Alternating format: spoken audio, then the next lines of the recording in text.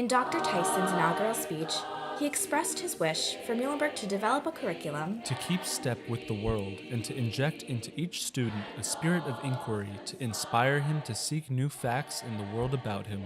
Inaugurated on October 2nd, 1937, Dr. Levering Tyson became the fifth president of Muhlenberg College. Breaking the mold of his predecessors, Tyson was the first president who was not a minister. His progressive attitudes, ideals, and policies brought many changes in many areas, including academics and student life.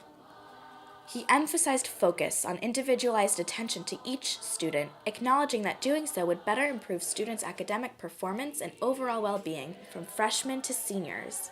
He expanded the faculty, curriculum, and physical layout of the college to accommodate this goal. To help incoming students transition from high school to college, President Tyson headed the addition of a new dormitory for freshmen.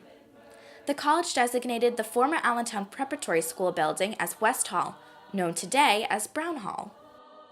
Tyson devised an unconventional approach to evaluate his school, through the eyes of the students.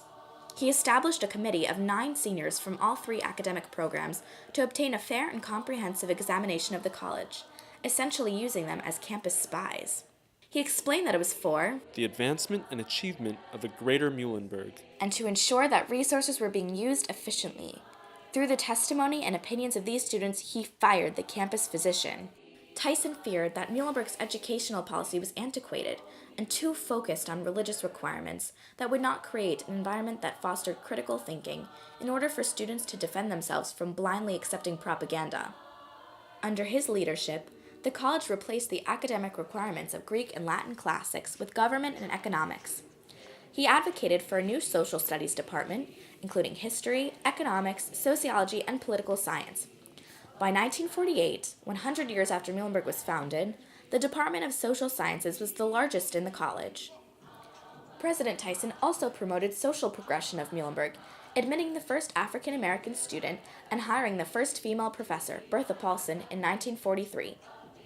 When wartime hit, he asserted that the college should do its best to continue life and learning as usual. However, financial crisis struck the college as more students were drafted to the Army and enrollment declined. To make up for these losses, Tyson brought the V-12 program to Muhlenberg, making the college a naval training base. New student cadets and new money came pouring in. Bills from the government made up 1/3 of the college's income in 1944. Admiral William Fechtler, the chief of naval operations, said on the final commencement for the V-12 men that Dr. Tyson's guiding genius has been a vital factor in Muhlenberg's wartime achievement. In early 1942, Tyson approved an accelerated program of study so that students could complete their education sooner before they were drafted into the military. Tyson thought they would be of more use to the military if they had a college education before they drafted. The accelerated program provided courses that were useful to military training, such as political military geography and the technology of explosives.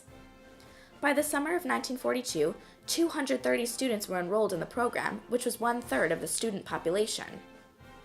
While Tyson supported the war efforts, his primary concern was the education of his students. He fought the draft for deferments on behalf of students and faculty who were drafted at that time. He was persistent, writing countless letters to the military and attorneys to advocate for the members of the Muhlenberg community. Dr. Levering Tyson's presidency of Muhlenberg can be described as student-oriented and forward-looking. Former student Charles J. Harris said that Tyson urged, "Study, boys, study," and that he was the pinwheel between old and new, transmitting our old and unused potentialities into new channels of work. Before Tyson, there was a lack of participation in student activities. After his tenure, Harris commented that, "You are fortunate if you can find a seat at any student body meeting. We're moving forward with Dr. Tyson."